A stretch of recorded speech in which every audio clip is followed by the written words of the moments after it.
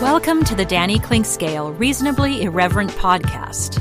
Insightful and witty commentary, probing interviews, and detours from the beaten path. Welcome to another edition of Reconcilable Differences with Danny and Jane, a couple's view of life, our life now continuing to be, for the sixth week, consumed by the coronavirus stay-at-home. The ultimate stay-at-homer is my partner on these podcasts, and we'll hear from her after the first break. We've got some fun things to talk about today and some things that, indeed, are a big part of our lives. And if you wanted to be somebody who knew exactly what you were supposed to do during the coronavirus, you would be properly asked to be married to Jane, which I am, and so that gives me a good lesson on things. We're going to talk about our attitudes toward food. They are different, and it's among the sacrifices that are made when couples get together for years and years and years, and that one sacrifice is definitely on her side. And then in the second segment of our podcast, we'll talk about some entertainment choices for you that we've enjoyed over the past couple of weeks or so, and that we consume maybe in general. We'll use a couple of things we're watching right now or watched right now just as a jumping off point to some discussions about things in general that are in those various genres. That's all a part of the big ball of reconcilable differences for this time around, and it all gets rolling with Danny and Jane, me and her, next. Cinematic Visions has been an affordable solution for professional media production in Kansas City since 2003, offering award-winning video production and creation, as well as a wide array of digital and social media management services. From planning, scripting, filming, editing, and post-production, to delivering your product to a watching world, Cinematic Visions will provide professional and affordable services for you and your business with the necessary return on investment to make it all worthwhile. Cinematic Vision's goal is to unlock the power of storytelling through video and a strong online presence for your company. Beyond the numbers, they want to inspire and evoke your clients to feel and act. Let my friends at Cinematic Visions embed your brand where it belongs, in your customers' minds. You can find them online at cinematicvisions.com or with a quick phone call at 816-600-6300. We're here with Joe Spiker, the CEO and president of Easton Roofing. And Joe, you had a great year in 2019, a record year. 2020 comes, things are moving smoothly along, and then the coronavirus comes. But your company seemed to be very ready, very proactive, and very ready to serve your customers well. Yeah, we adopted social distancing very early before the cities even put out the notices. And we started working from home. We are largely cloud-based as a company, so that transition was easy. Our technicians are wearing masks and gloves, and salespeople are not meeting with homeowners. We're doing everything digitally and doing everything we can to do our part to get over this as quickly as possible. So for any needs that people have right now, what's the best way to get in touch with you? Well, you can always call us, 913-257-5426. But the best way is to go to eastonroofing.com, put your information in, and we'll give you a call. Easton Roofing. Integrity matters. Hey everyone, this is Matt Llewellyn from 23rd Street Brewery, wishing you well while you stay safe during this time of uncertainty. Due to the recent news, you won't be able to get the same in-restaurant experience at the 23rd Street Brewery that you've come to expect over the past 16 years. But you can get the same delicious items prepared with the highest level of staff cleanliness available for carryout and delivery through our partners Eat Street. You can also still enjoy our craft beers and crowlers for to-go service. So remember, stay safe, and together we will all get through this time of uncertainty. If you'd like to join these and other great sponsors and market your business to a growing and engaged audience, contact us at danny@dannyclinkscale.com.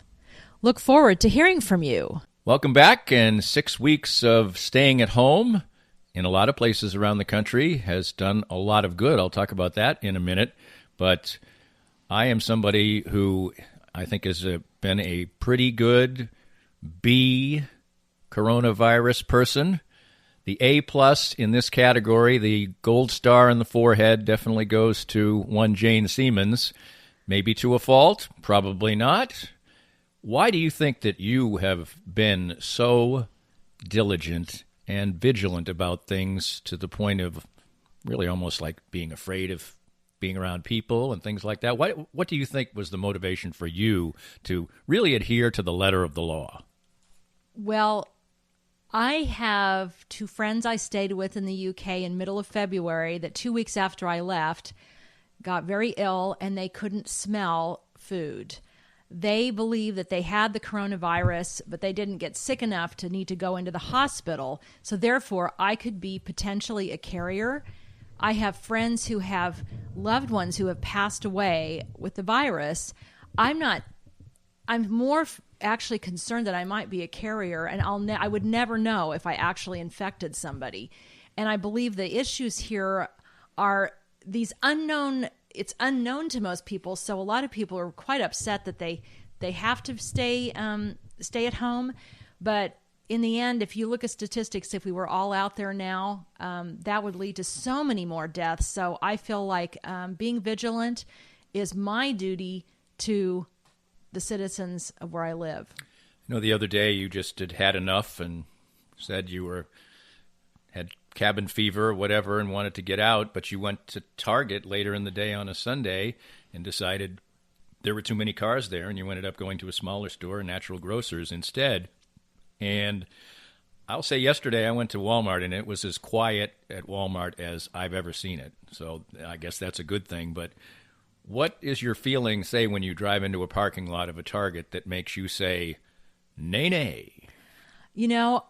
I'm sure a lot of people will disagree with me on this, but I was seeing so many people walking in without masks on, employees with and without masks, and with that many people, even with the more open aisles in Target, that's just asking for potential trouble. And I was sort of shocked, to be honest with you, of the people that are sort of lacking in consideration for their other fellow citizens.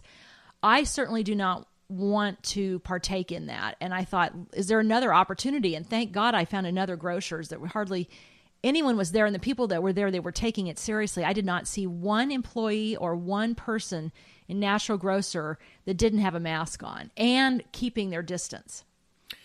The other difference, I'd say, reconcilable difference here between us, is that you do seem consumed by wanting to gobble up all the news about the coronavirus, I would say.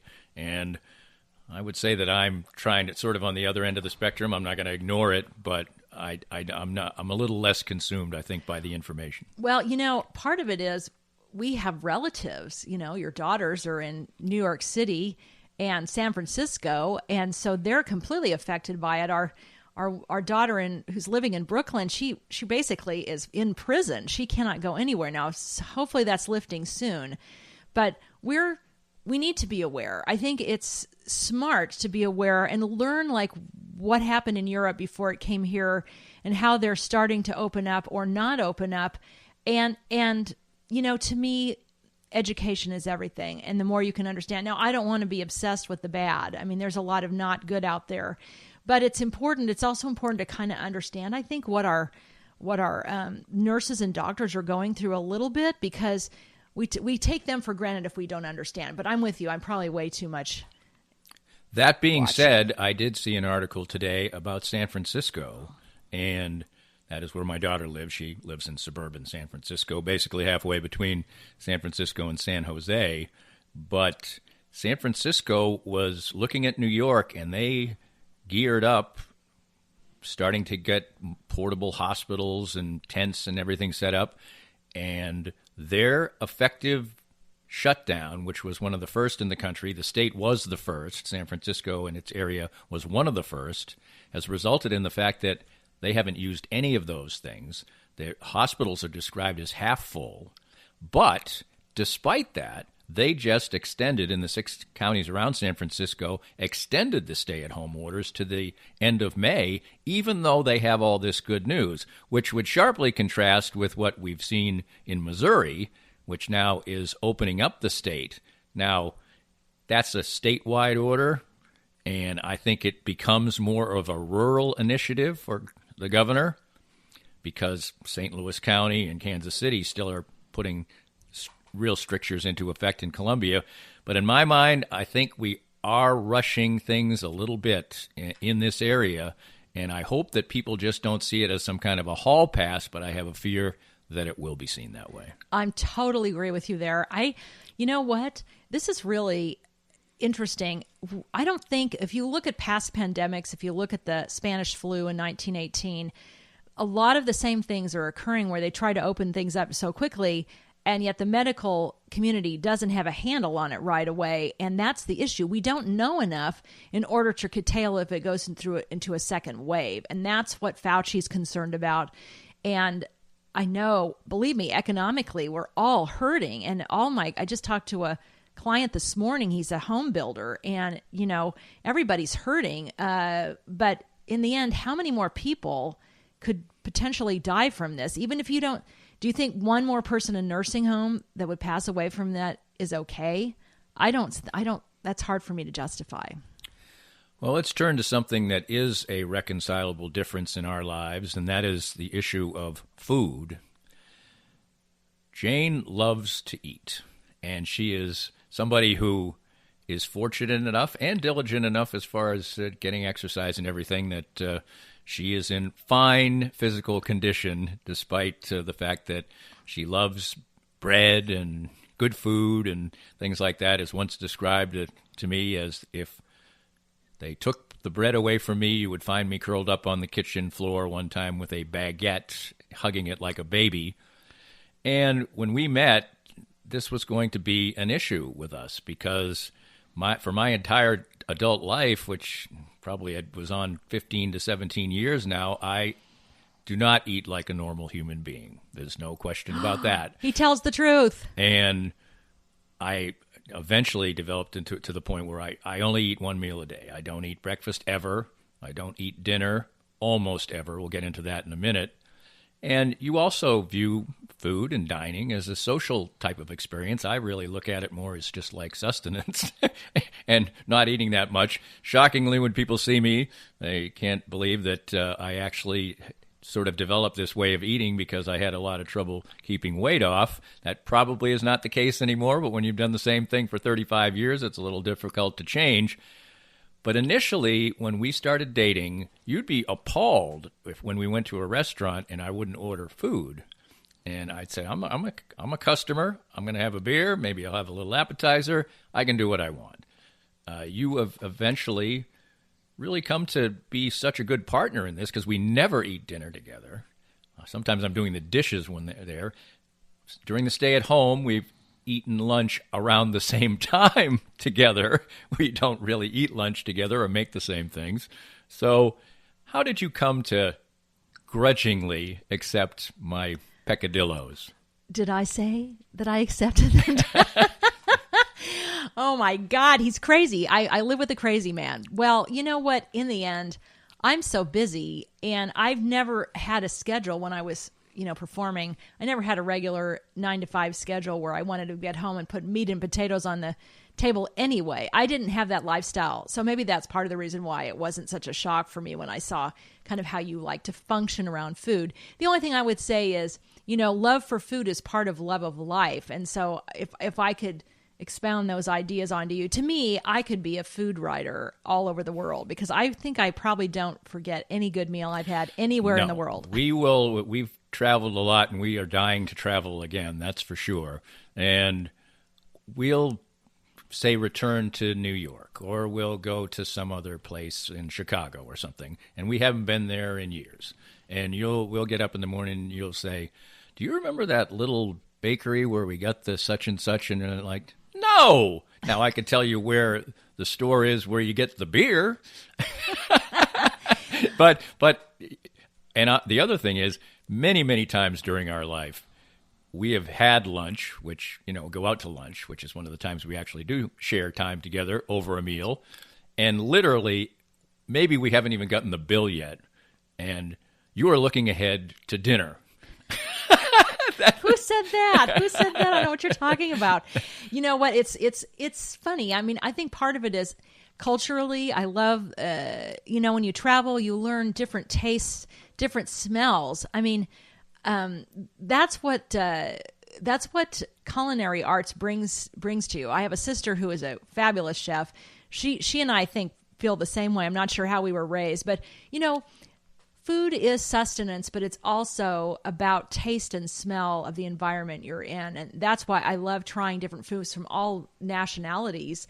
And when something's really fantastic, rest in peace, Anthony Bourdain, who wouldn't love the guy? I mean, he understood the excitement that food brought to the world, and everywhere he went, he appreciated the culinary arts.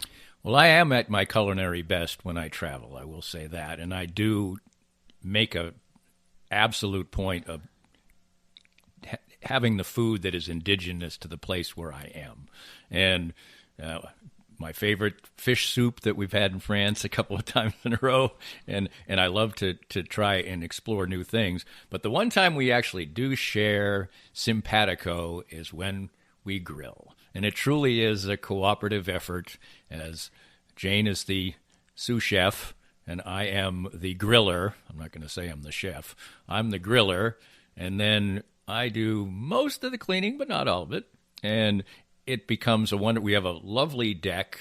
It's nothing elaborate or ostentatious, but we have even though we're in a relatively busy neighborhood, live off a relatively busy street, we have a big wall on one side, we have a big hill on another side, and we have the house on the other side. So we basically are shuttered off from the world on three sides. It's a wonderful thing. It's when we cooperate and sit out on the deck and listen to music, and I get I'm to not eat. sure I like the word cooperate. It doesn't sound quite as artistic as I like to call this experience. Well, it's bad. You're right. That's a bad word. Danny, you've gotten really good as the grill chef, I have to say. I mean, he's being very good. I think you kind of get into that. I think I you do. like the different levels of heat in the meat. Even though you're not a big meat consumer, you seem to enjoy the process. But I love, how you prepare the meats and the food. So I love being the sous chef. Well, the food is only as good as the sous chef. So even if I cook it right, it's going to be prepared right.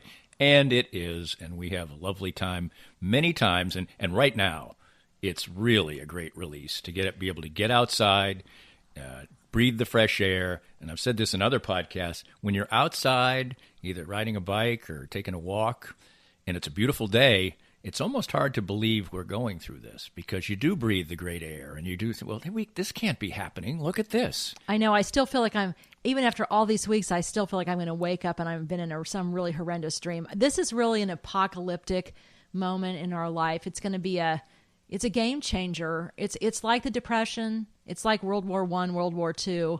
And the shocking thing is we're all going through it. Every person in the world is dealing with this. It's hard to grasp, really. And we hope that in places like San Francisco, New Zealand, I read an article today. I keep saying I don't consume this thing, and then I tried out 10 articles I saw. They almost have had no cases. They were very diligent right at the start, and for a country of millions, they've had like 400 cases total in the entire time. So some places more fortunate, others not. Still, there's a lot of staying at home, and that means searching for new entertainments.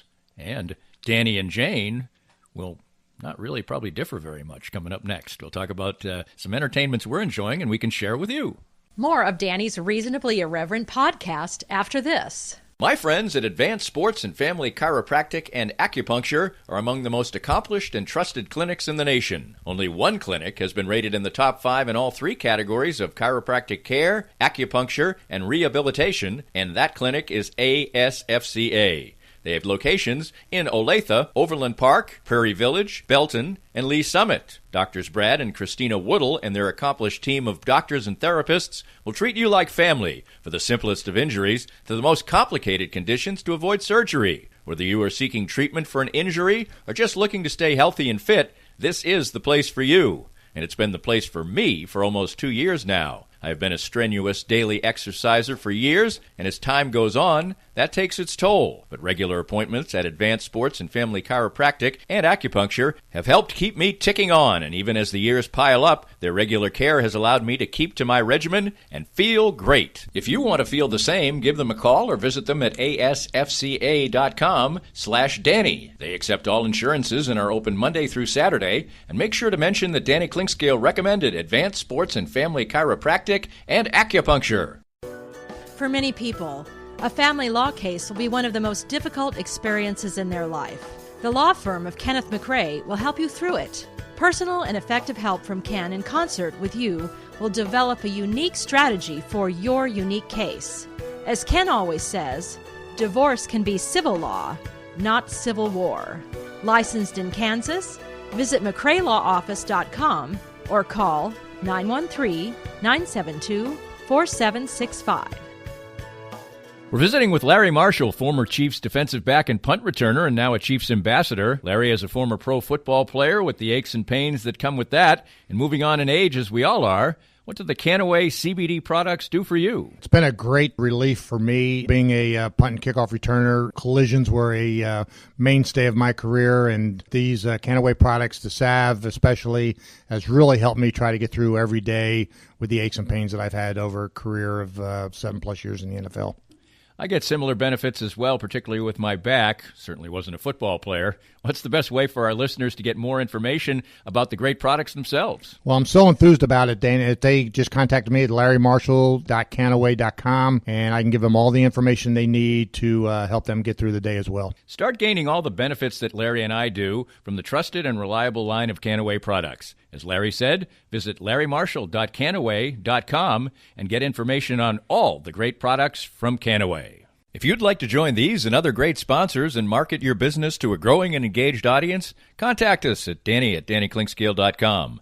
Look forward to hearing from you. Back on Reconcilable Differences with Danny and Jane. It's our couple's view of the world, and it's part of our different series that we have here at DannyKlinkScale.com and the Reasonably Irreverent podcast. We're developing some new ones. We've got a Thirsty Thursday that we're going to do occasionally. We've got the Reconcilable Differences and all the regular rotation of podcasts, so continue to enjoy it. We appreciate you coming aboard and supporting DannyKlinkScale.com and the Reasonably Irreverent podcast. And the business climate will be warming up. We know that, so feel free to get in touch with me at DannyKlinkScale.com anytime you like about any little thing. Let's talk about some of the things we've been enjoying. And while on Sunday nights, many of the people who listen to my podcasts these few weeks will be riveted on The Last Dance, the story of the Chicago Bulls, at the same time, I can recommend, even for you people, that there's 3 weeks left of this show we're going to talk about. So DVR it Sunday nights on PBS at 8 o'clock. It's called World on Fire, and it's a Masterpiece Theater effort, and I'll get to that in a moment. It's 5 different stories set in 5 different countries that intertwine about the beginning and now the early stages of World War II. It's a wonderfully done production, riveting, fascinating. You can't say it's fun because it's about a very serious thing and there's a lot of tragic things happen to people. But what a brilliantly executed, I think it's one of the better ones among the many great things that Masterpiece Theater has done.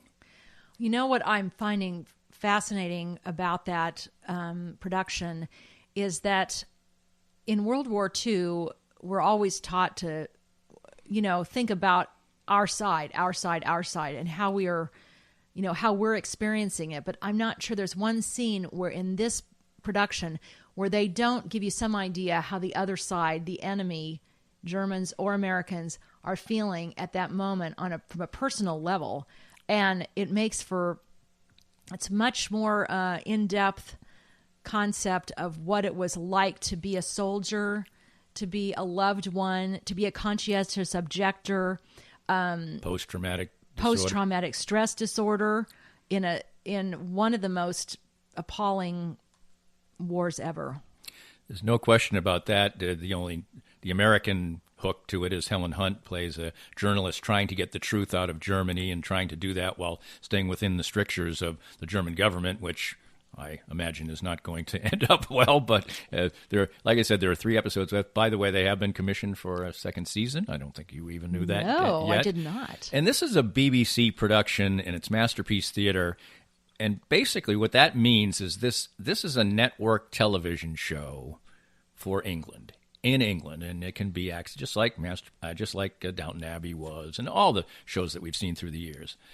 And it has completely ruined network television shows for me to watch these. I never watched that many series network television shows anyway. I have to watch too much sports, and we have fine entertainments here now being provided by HBO and Showtime, and it's only gotten better and better and better. But as far as network programming is concerned, it just seems like a night and day from the production values. This is a show, World on Fire, that's set in World War II with war scenes and everything else. and it looks like really good movie making, not television. Absolutely. And since I'd studied theater and I've studied it here and in the UK, I can say this, but I think it also comes from the ground up in the UK. Their whole perspective on life is less about the external and more about the internal. And I think we don't realize it, but you're getting a different kind of person and also an acting technique when you're watching English actors and actresses compared to the United States. I see it every day. I see so many, series in the United States, and I'm like, I don't believe them. And if I don't believe a character, I'm not going to watch it, period.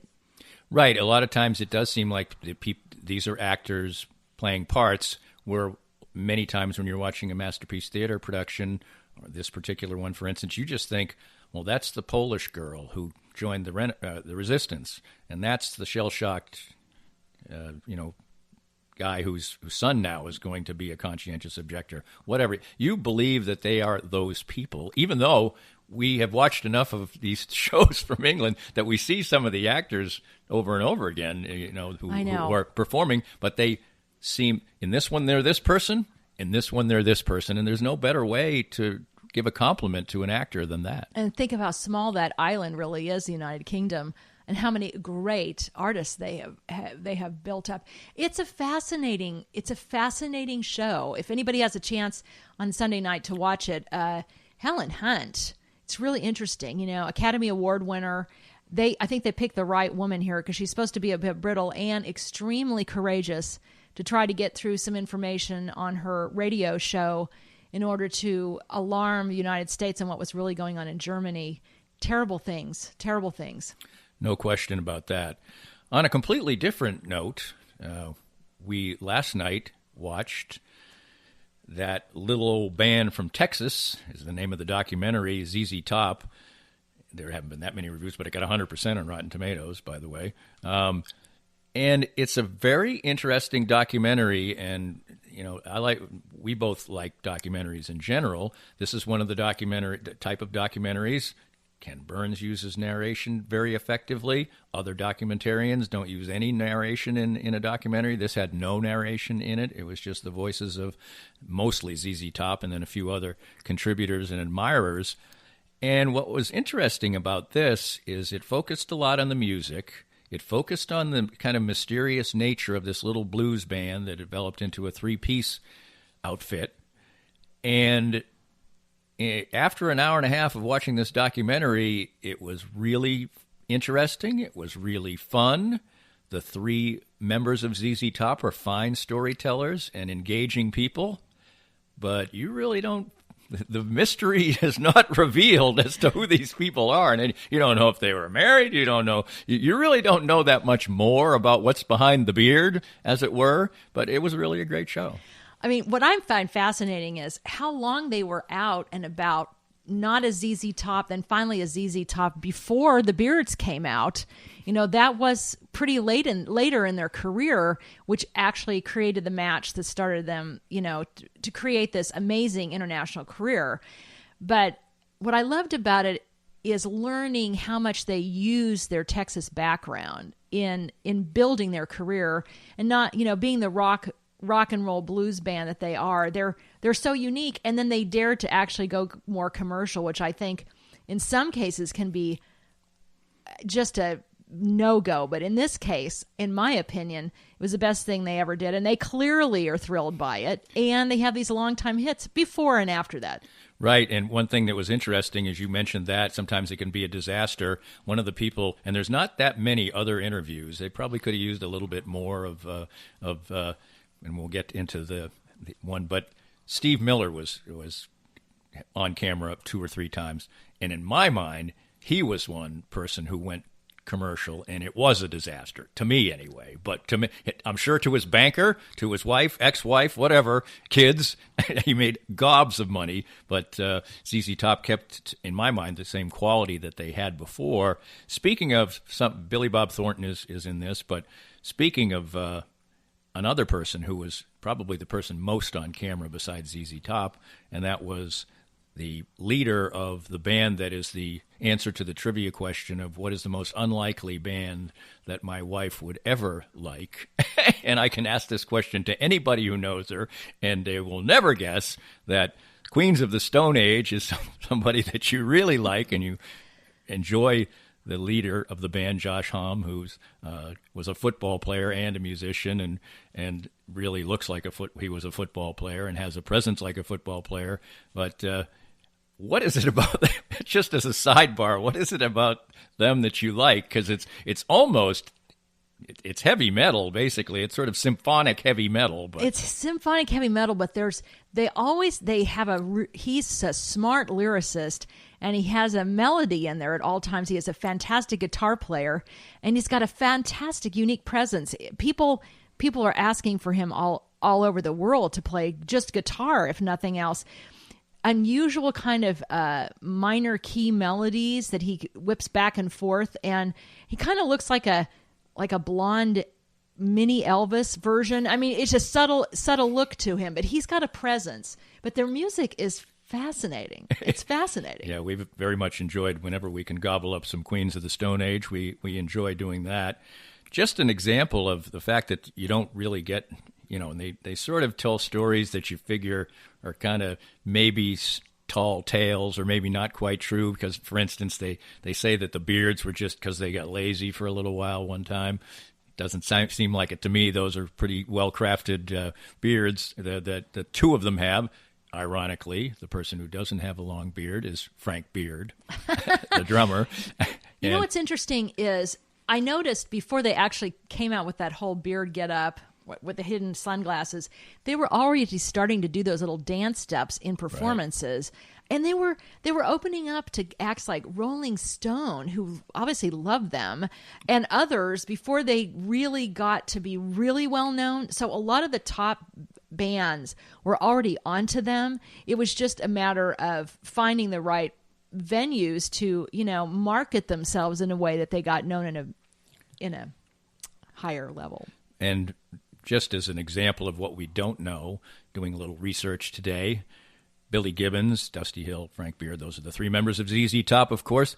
Billy Gibbons, and this isn't explored in the documentary at all, he went to the Warner Brothers Art School for high school in Los Angeles, and his father was a classically trained musician, and when he was a percussionist first. He was sent by his family to New York City to learned from Tito Puente, the famous drummer, and he eventually turned to the guitar. But that's the type of thing you're not going to get in this documentary if that's what you're looking for. It's sort of just about the rise of the band, mostly about the music, not about their personalities, except what they're willing to reveal, which is not much. You know what?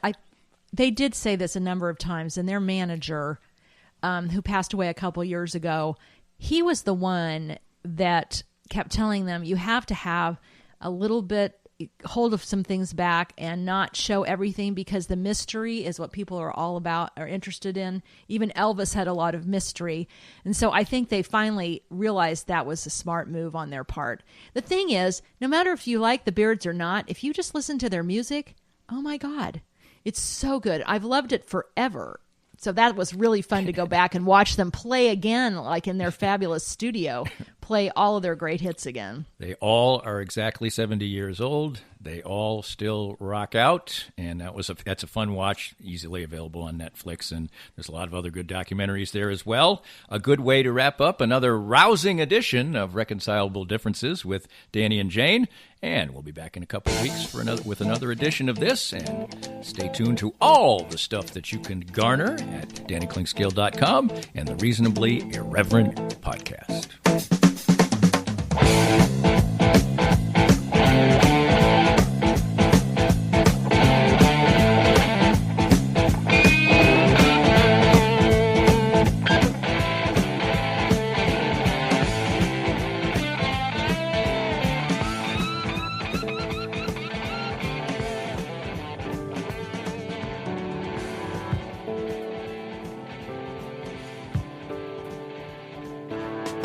We hope you enjoyed the latest Danny Klingscale Reasonably Irreverent podcast.